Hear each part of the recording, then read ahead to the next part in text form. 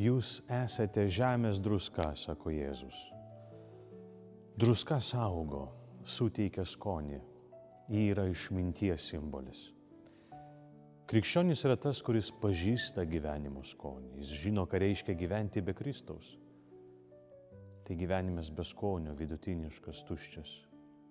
Ir visi mes žinom, kas tai yra. Bet krikščionis taip pat žino, ką reiškia gyventi su Jėzumi ir pagal jo mokymą. Gyvenimą, kuris tampa sodrus, gražus, prasmingas. Krikščionis yra tas, kuris savo konkrečių gyvenimų, meilę, nuolatinę Dievo ir tiesos paiešką suteikia pasauliui ir žmonėms prasmę. Jėzus mus nekvietė būti saldžiais, minkštais ir lipniais kaip medus. Jis kvietė būti tvirtais, ryžtingais, aiškiais, kaip druskos skonis. Būkite druska, būkite tuo, kuo Kristus jūs pašaukė būti. Nebūkime minkšti krikščionys, kurie visko bijo, Dievo, tikėjimo, tiesos. Nebūkime saldus krikščionys, kurie nemoka pasakyti savo nuomonės, kurie visiems pataikauja, nes patys netiki savo tikėjimo jėgą. Krikščionys sudo pasaulį, su meile taip, bet meilė nėra saldi romantika ar cukruotas jausmas.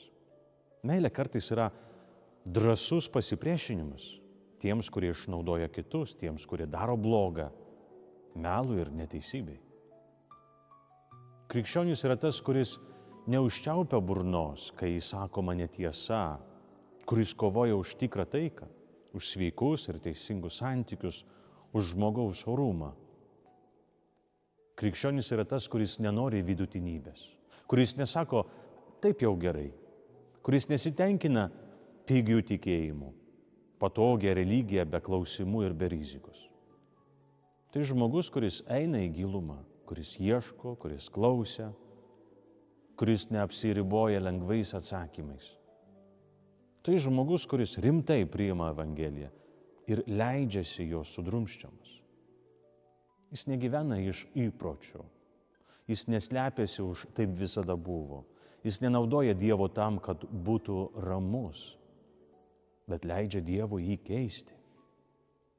Tai žmogus, kuris auga, kuris keičiasi, kuris atsiverčia, kuris krinta taip, bet nepasiduoda, kuris kovoja su širdies tingumu, su drungnu tikėjimu, su gyvenimu pusiau.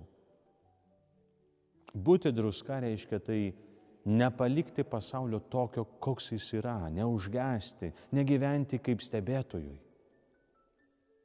Krikščionis yra druska, nes gyvena intensyviai, nes renkasi, nes myli iš tikrųjų, nes nebijo tiesos ir nekeičia Evangelijos į ramų patogumą.